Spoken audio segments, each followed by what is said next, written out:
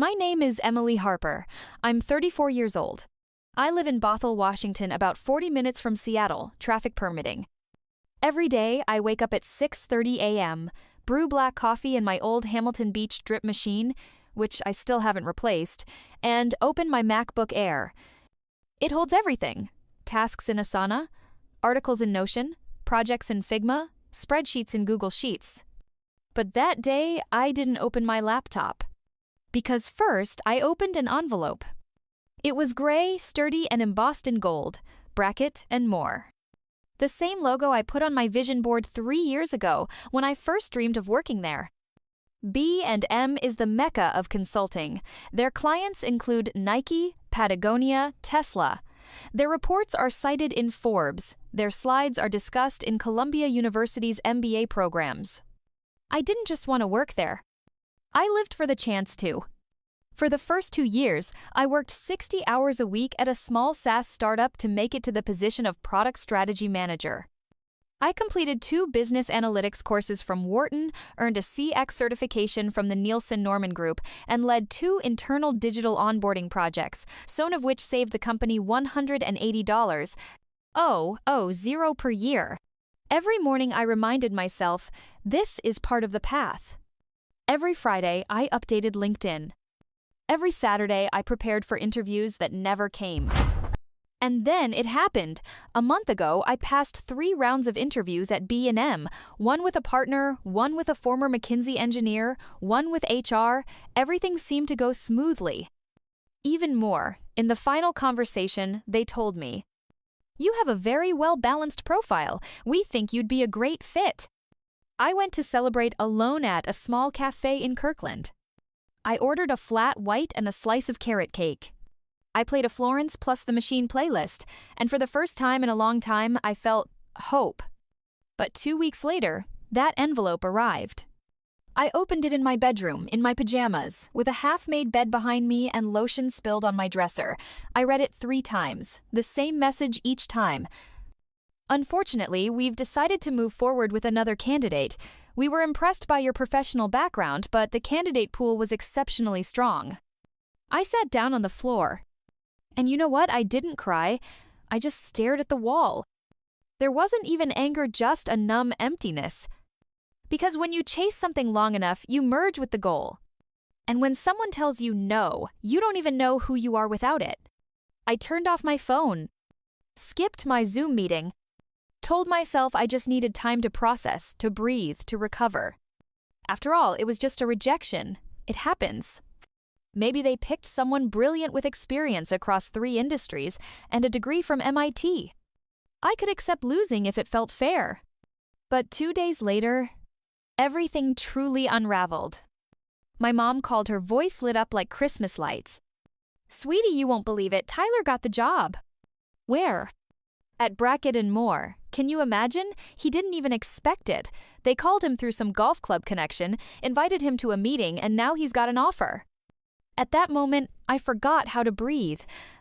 Tyler, my younger brother, 29 years old, a graduate of a marketing college in Arizona, which he barely finished because partying was exhausting. Over the past 3 years, he's had 4 different jobs. Worked as a startup marketer, then a YouTube producer, then tried opening a coffee shop in Portland, which failed. His resume looked like a list of random hobbies. He didn't go through interviews. He didn't apply. He just walked into a meeting and got the job. The job. My job. Mom kept talking. "You're happy for him, right? It's such an amazing opportunity." I said, "Yes." Then I hung up. Then I put my phone in the fridge. Not on purpose. My hand just let go. That evening, I didn't work. Didn't watch Netflix. Didn't scroll TikTok. I just lay on the living room floor, counting cracks in the ceiling. Later, I opened LinkedIn and saw Tyler's post. "Excited to join Brackett and Moore as a strategy associate. Let's build the future." 38 comments. 62 likes. 1 from his former college professor. I read through the replies. "This is just the beginning, bro. Family pride. A true leader. In the photo, he smiled in a black blazer, holding a Starbucks cup with Columbia Center behind him. And I sat there, in my pajamas, holding a mug of cold tea with bitterness that had no scent but burned inside. It wasn't jealousy. It was the pain of recognition. The pain of investing years to be seen, only for someone else to walk in and be handed everything, as if my life were a draft, and hiss the final report. With my ideas, but his signature, I sat on the floor thinking, this world expects me to be thankful I didn't win. Because in this system, victory isn't earned. It's granted by connections, by image, by last names. But what I didn't know then was that this story wasn't about the end. It was about a beginning. Mine. I knew this day would come. Not literally, I didn't predict it or circle it in red on a calendar. But I knew. Because it had happened before. Just on a smaller scale, without the six-figure salary and LinkedIn posts. Back then, it was vases, grades, and school awards. I was probably 9, Tyler was 5, we were playing in the living room, Mom was cooking dinner, Dad was watching something in the garage, and suddenly that sound. Clear, sharp, unmistakable, shattered glass. A large blue vase from New Mexico, the one Aunt Linda brought. Of course, Tyler had thrown a ball into it. He always played indoors, even though Mom said no. And there he was, standing in the middle of shards, eyes wide with tears. Not from guilt, from fear. Mom ran in, looked. Tyler trembled, lips tight. And then, in a split second, his expression changed. He pointed at me and said, "It was Emily. She knocked it over." And you know what I said? Nothing. Because I knew. If I told the truth, he'd cry anyway. And I'd be asked not to escalate things. That's exactly what happened. I was sent to think about my behavior. Then came math homework. He was supposed to memorize multiplication tables, didn't do it, cried that he was tired, and Mom gently said, "Emily, you can help your brother, right?" So I did all his homework. Quietly. Because otherwise he'd fail. And that would be stressful for the whole family. He was always charismatic, smiled, winked, charmed. I read 3 books a week. He didn't read at all and still won school debates because he just knew how to talk to people. I wrote essays, made flashcards, memorized definitions. He improvised and always won. Teacher said to me, "You're so smart, so responsible." And about him, he's a natural leader, a real talent. I was the smart girl. He was the golden boy. And over the years, nothing changed. When he scored 1,170 on the SAT, our parents bought him a laptop to mark the occasion. When I scored 1,510, they said, "You'll be fine either way." I got into UW University of Washington on a scholarship, worked in the library, led projects in a student consulting club. And he was partying in Tucson, Arizona, where college was more party than study. When I'd call and talk about my projects, Mom would say, "That's great, sweetie, but remember to support your brother, he's going through a tough time too." Tough? He'd just started working as a creative director at a barbershop because the owner's an old friend and the vibe is awesome. And now here we are adults. I'm 34, he's 29. I'm a strategist, analyst, perfectionist. He's the life of the party, a self-made storyteller. And he got my dream job because someone called through a golf club connection. I should have seen this coming because he always wins. Not through effort, but through charm. I tried to be rational, not make a scene, not complain, not argue. And he just kept moving forward, as if the world were a party and he was the guest of honor.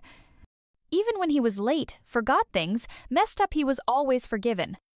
But if I lost composure for even a moment, I was overreacting. And now, once again, I'm here with a folder full of achievements, certifications, projects. He's empty-handed but smiling. And guess who gets the opportunity? Yes, him. Again. like always. And while the whole family celebrates Tyler's success, I stare out the window and think, if the system always rewards those who can smile, why did I study, strive, and stay silent? The answer will come later. But right now, only bitterness. As old as the shards of that vase. Sunday, 3:15 p.m. We're sitting around the oval oak table, covered with the old linen tablecloth Mom only brings out for special occasions. I'm slicing turkey on autopilot. The knife scrapes against the plate with a sharp, dry sound. In front of me, a glass of semi-sweet California wine and a napkin twisted into a tight knot. I can't seem to unfold it. Tyler is at the head of the table. Not Dad him. Because today is his day. He's in a white shirt, one button undone, hair neatly styled. On his wrist, a fossil watch Mom bought him to mark a new chapter. He's laughing, he's talking, he's glowing. At the interview, they said right away, "You've got energy. Real leader energy." "Oh, son, that's so you," Mom beams. "Yeah, you've always had that charisma," Dad adds, clapping him on the back. I put a piece of turkey in my mouth. I taste nothing. Tyler goes on. "The HR guy, Dan, great guy, from Boston, he said they haven't met someone so naturally engaging in ages. I didn't rehearse a thing, just showed up and was myself, you know?" Mom nods proudly. "See, I always told you just need to be yourself, people like you." Dad raises his glass. "To a new chapter." I take a sip of wine. It's warm. My mouth is dry, my chest is full of a silent scream. I sit up straight, smile, say, "Yeah, awesome, so great." My face is a polite mask. Inside just emptiness, like something's been pulled out of me. He doesn't mention that I would have gotten that job if it hadn't been for his connection through the golf club. Doesn't say he has zero relevant skills. Doesn't say he didn't even prepare. He just tells the story of how easy it all was. How they just got the vibe. How they saw it right away. And I sit there, feeling invisible. Like I'm not even in the room. I'm just part of the set, the sister in the background. No one asks, "Emily, how are you doing? Weren't you applying for that same position? How are you feeling?" Not a single word. Mom brings out apple pie. Dad launches into a story about how he almost got a job at Boeing once, but it was during the downturn. Tyler nods solemnly. They're all talking, laughing, making plans. Mom says, "Ty, you'll need a better suit, right? Maybe we can go to Bellevue Square this week?" Dad adds, "And don't forget shoes. Business casual isn't sneakers, you know." They care. They're invested. And it's unbearable. I stare at my fork. 4 sharp tines. I want to cry. I want to slam my hands on the table. Scream. Say everything I've swallowed for years. But I already know what'll happen. Mom will say, "Emily, don't be so dramatic." Dad will say, "Don't ruin the moment, sweetheart." And Tyler will laugh and say, "Come on, you're the strong one, your time will come." I don't want that scene. I'm already in it. Playing the role of the quiet, understanding sister. I finish the last bite of pie. Swallow it like a stone. No one notices I barely touched the rest of my plate. That I haven't blinked in minutes. That my shoulders are clenched like a storm is coming. Dad raises a toast. To success, to talent, to our rising star, Tyler. I raise my glass. The chime of crystal. And inside silence. So dense, it rings in my ears. In that moment, I realized, in this family, my place is to be the spectator of his triumph. Invisible, voiceless, useful. But no longer a participant. And I have to leave. Before I forget how to be myself entirely, I locked myself inside my Capitol Hill apartment like a fortress.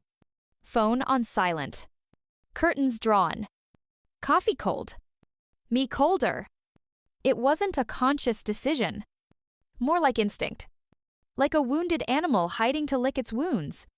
I didn't go outside for 3 days. 8, whatever. Saturday in my old UW t-shirt and leggings with a hole at the knee. I opened my laptop and started working. Not for a project, not for a deadline. Just to stop thinking. Google Docs, Excel spreadsheets, a course on financial modeling, LinkedIn Learning, Harvard Business Review. I buried myself in reports, case studies, metrics, built charts no one would ever see. Wrote frameworks, created slide decks. Silently, mechanically. I was the perfect soldier of productivity. With no external enemy. Only the one inside. At night, I didn't sleep. My mind like a broken record. Why him? Why not me? Again and again. And again. I'd pick up my phone and type furious, sarcastic monologues into notes. Maybe I should just slap on a billion-dollar smile and start a fake startup? Dear universe, where's the luck distribution center? I think I missed my slot. I passed the CFA exam. He passed a vibe check. If competence paid, I'd be on a yacht in the Bahamas by now. I didn't post any of it. Didn't even reread it. I just wrote, because if I didn't, I'd explode. Then I'd turn off the screen. Lie in bed. And just lie there. 5 hours. 6. No sleep. Because even when my eyes closed, everything inside kept boiling. I didn't envy him. I just felt like the world is broken somehow. I have to prove myself, constantly. He just exists. And he gets. I think of all the nights I spent in Excel. All the presentations submitted at dawn. All the projects I carried while the team was sick. All the clients who never noticed how I kept their chaos from collapsing. And it all feels like dust in a vacuum. Instead, smile, be light. Project a vibe. That's the whole secret to success. My calendar is empty. No emails. No interviews. I can feel the spark inside me flickering out. Feels like if this goes on for another week, I'll just fade into a shadow of myself. Invisible. Voiceless. Productive. But dead inside. I don't cry. I'm too tired to cry. I just stare out the window. At the clouds over Seattle. At the trembling trees. And I think, maybe I should quit. Leave, disappear, stop trying. Let him be the hero. And I'll be no one. But then, I remember a line from a book I read back in college. Some old Stoic quote, Marcus Aurelius, I think. When you are wronged, you are given the chance to be just. I don't know if that will save me. But I opened the laptop again. This time not for spreadsheets. This time for an escape plan. Or maybe a comeback plan. I'm not sure which yet. But I won't break. Not yet. I didn't expect the suit to be the trigger. But that's what broke me. Navy blue, perfectly tailored, like it was custom made. A matching tie, slightly loosened for that effortless professional effect. And of course, a selfie. His jawline just right, his winner's smile in place. Tyler Wilson. My younger brother. First day at Brackett and Moore. And me still no one. He posted the photo on LinkedIn. The caption, First day at B&M, grateful beyond words. Of course you're grateful. Especially when someone hands you another person's life on a silver platter. But that wasn't the worst part. I looked closer. In the background of his selfie, a presentation screen. The B&M logo. And a diagram I recognized. Painfully. Because I made it. A year ago. One of the case projects I uploaded publicly to help junior consultants understand structural logic. And he used it. Copied it. Didn't even change the color palette. Same style, same arrows. My structure, my voice, my thinking. On the screen of his success. No credit. No shame. Not even the faintest idea of what it actually meant. I scrolled down. The comments. So proud of you, Tyler. You inspire me. Sky's the limit, bro. Welcome to the big leagues. Big leagues, right. You didn't enter them, you were carried in. The words burned through my chest like acid. I inspire but in the shadows. He shines on my foundation. I didn't like the post. Didn't get angry. It was something deeper. Like watching someone steal your face and win awards for it. I closed the app. Then opened it again. Went to my own page. And started writing a post. Slowly, carefully. I didn't want to sound bitter. I wanted to sound honest. Asterisk. Sometimes you pour years into a dream. You study, you work, you fail, you rise. You create things you're proud of. And then, you see someone else getting likes for them. Someone who doesn't even know what they're holding. I'm not asking for sympathy. Just stating a truth. Being competent doesn't mean being seen. Being persistent doesn't mean being accepted. But that's no reason to stop being yourself.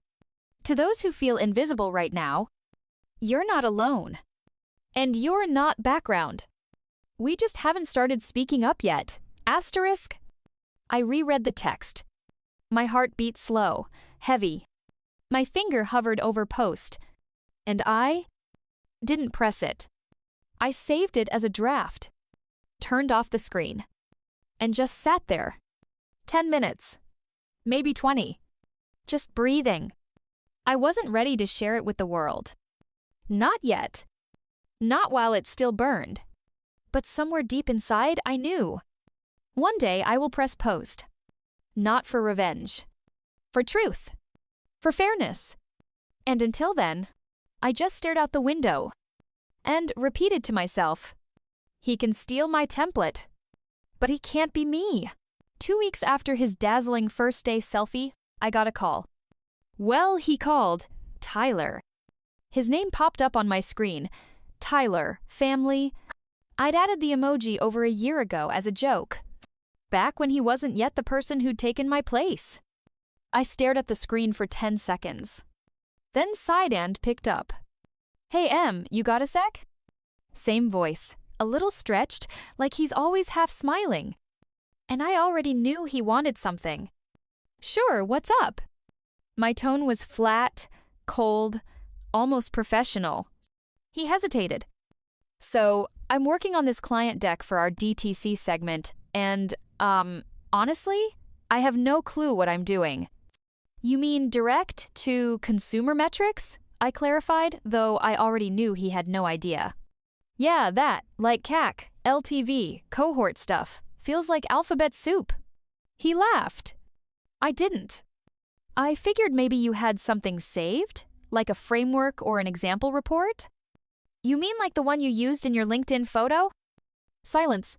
Half a second. He got it, but pretended he didn't. Oh, right, haha, that one. It just looked clean. I sat down on the edge of the couch, calm, all business. Tyler, I'm sure you'll figure it out. You've got great energy, leadership energy, right? One beat of silence. He heard it. Every word. Yeah, okay. Thanks anyway. Good luck. And I politely hung up. I didn't yell. Didn't get angry. Didn't cry. I just sat back down at my laptop. Opened Medium. And started a draft. Title: When Your Work Becomes Someone Else's Success. Subtitle: A View from Inside Professional Invisibility. I wrote with no names. No accusations. Just precision-like under a microscope. You build systems. You create processes, metrics, formulas, chains of logic. Then someone comes along with no foundation, no experience, and uses it as their launchpad. You become their rough draft. Their invisible Google Doc. The most painful part isn't being forgotten. It's being remembered only when things fall apart. You're not a peer. You're a spare generator. I wrote for an hour. Each sentence like therapy. Each period a quiet exhale of fury. At the end, I signed by someone who used to stay late at the office just to make sure the deck was perfect. No name. Not yet. I hit save as draft. Closed the laptop. Got up. Made coffee. And thought, he wasn't asking for advice. He was asking for a crutch. And I'm done being a safety net. Let him learn to walk on his own. It was the first time I felt it.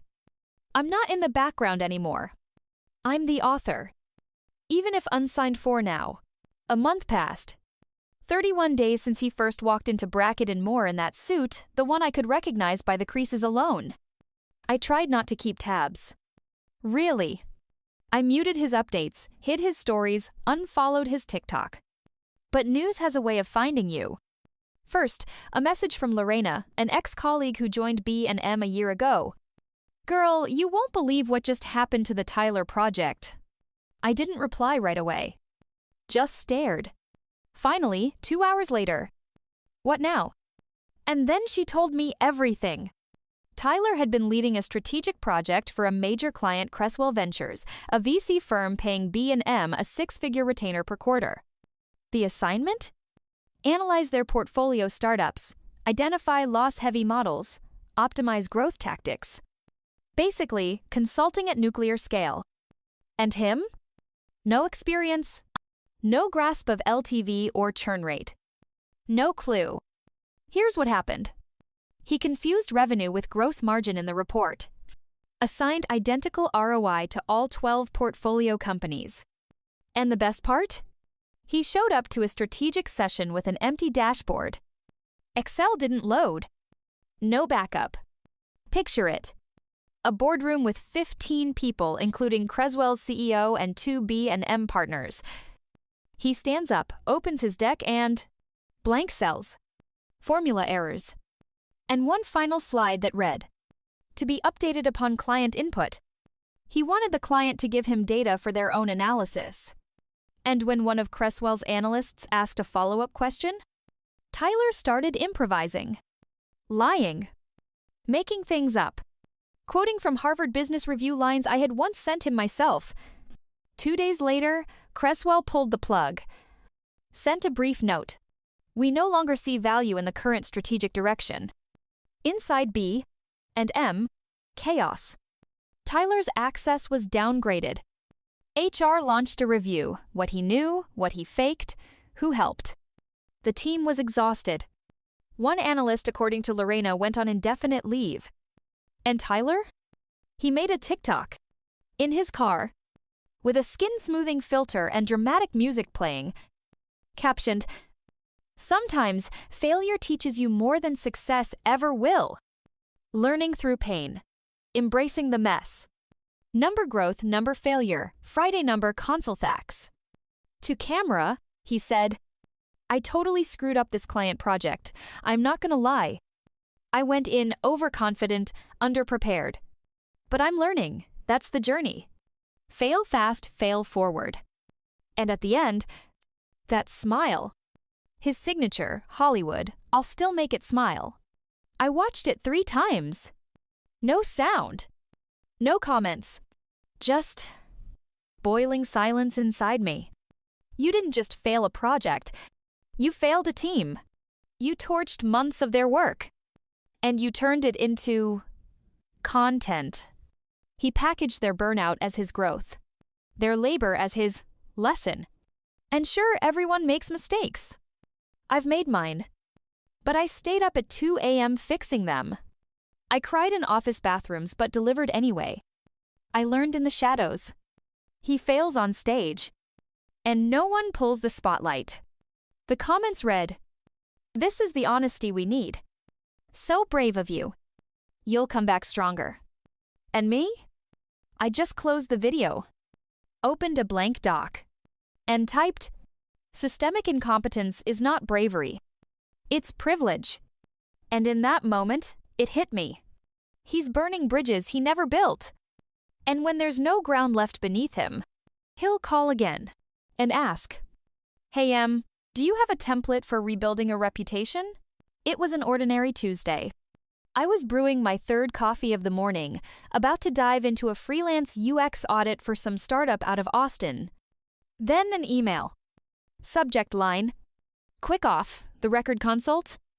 At first, I thought it was spam, or one of those recruiter networks. But the sender's name made me freeze. Elliot Green, senior partner at Brackett and Moore. The same man who ignored my final interview. The one who once looked at me over the rim of his glasses with the precision of a surgeon and just as much warmth. I didn't open the email right away. I just stared. Then I opened it. Hi, Emily. We came across your article. I'll be honest, it's been making the rounds in the office. Someone printed it out and pinned it in the team room. Yes, unsigned, but people recognized your voice. We're having some trouble with our digital onboarding stream. Officially, we're not hiring. Unofficially, we'd like your help. Confidential. 1 consultation. Interested? I reread it 5 times. Not because I was shocked, but because in every line I felt something unmistakable. Guilt. They knew they'd bet on the wrong horse. They'd chosen charisma over competence. And got empty cells instead of strategy. I didn't reply. Not at first. I went for a run. Then stood under the shower, staring at the tile as if it might whisper the right thing to do. This wasn't about money. Wasn't about ego. It was a choice. Say yes and offer a hand to the same people who once shut the door in your face. Say no and let Tyler collapse the system you know how to fix. That evening, I wrote my reply. Short. Dry. But razor sharp. Elliot. Thank you for the message. Yes, I wrote that article. Yes, I know what a functional digital onboarding flow looks like. I agree to a consultation. 1 hour. Zoom. No recording. No obligations. You didn't know what you were losing then. Now you have a chance to not lose what's left. 10 minutes later, he replied. Understood. Wednesday, 10 a.m.? I confirmed. And for the first time in months, I didn't feel angry. Didn't feel weak. I felt powerful. Not in a flashy, performative way. No LinkedIn declarations. No full circle moment posts. Just a quiet certainty. I'm the one who knows how to pull a team out of chaos. And he's the one who forgot his Zoom password. Wednesday morning, I wore a black turtleneck. Tied my hair back. Opened Zoom. And when the senior team from Brackett and Moore appeared, I saw something I'd never seen in their eyes before. Not arrogance. Attention. Good morning, Emily. Thank you for making time. Good morning. We have exactly 1 hour. Let's salvage what we can. I shared my screen. Started the deck. And spoke. Calm. Clear. No apologies. It was my moment. Earned, not given. You always think the ending will be loud. That there will be a bang, doors slamming, someone shouting, "I'm leaving!" But in reality, it ends much quieter. Like the sound suddenly cutting out in your headphones. That's how it was with Tyler. I was the first to find out, not from the news, not from former colleagues, but from TikTok. He sat alone in an empty office. Behind him, a dull white wall, the Brackett and Moore sign already taken down. No music, no filters. Just a muted voice. Hey guys, just wanted to share some news. After an incredible journey at B&M, I've decided it's time for a new chapter. Sometimes, growth means letting go. I'm grateful for everything. New horizons ahead. Number. Next chapter number, trust the process.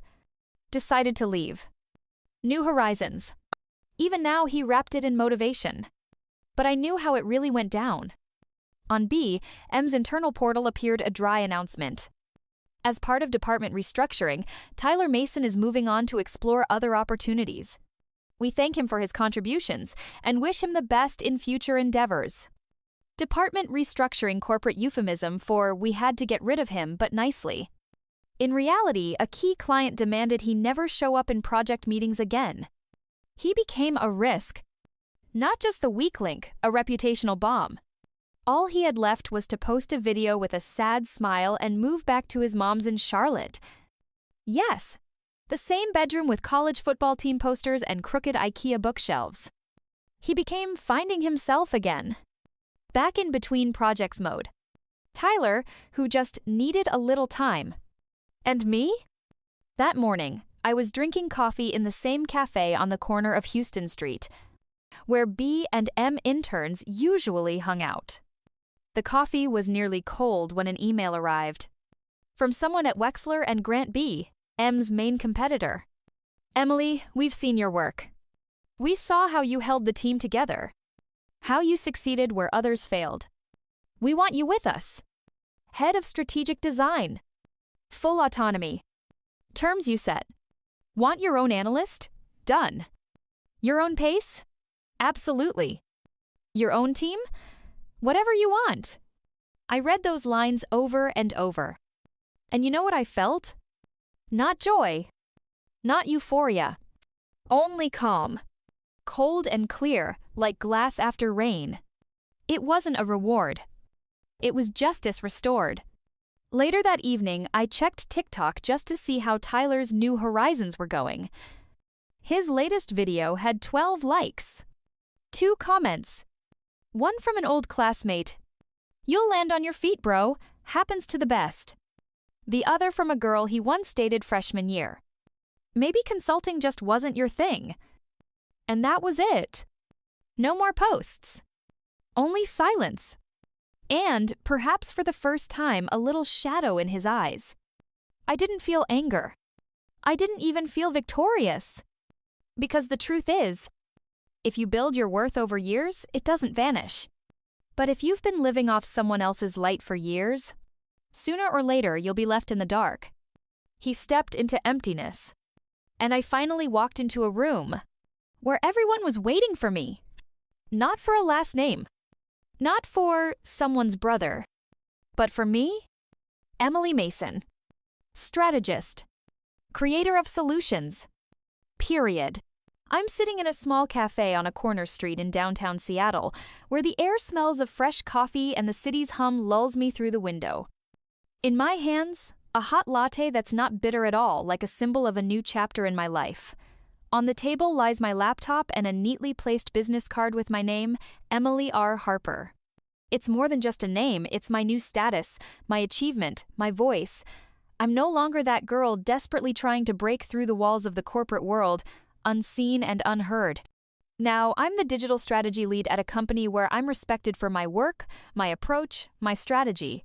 This chair is my space, where my ideas are valued and my effort is recognized. Memories of Tyler flash through my mind, his billion-dollar smile, his sharp suit, his first steps in the company that was once my dream. He liked my article on LinkedIn, nothing more. No calls, no apologies. And you know what? That doesn't upset me, it's enough, because I no longer need to shout to get noticed. I simply do. I work, I create, I build, and now it's visible. I lifted my gaze from the business card and smiled to myself because this moment is mine. My triumph tinged with a gentle sadness for all that's been endured. But most of all with hope and confidence that now I am the chief architect of my own destiny.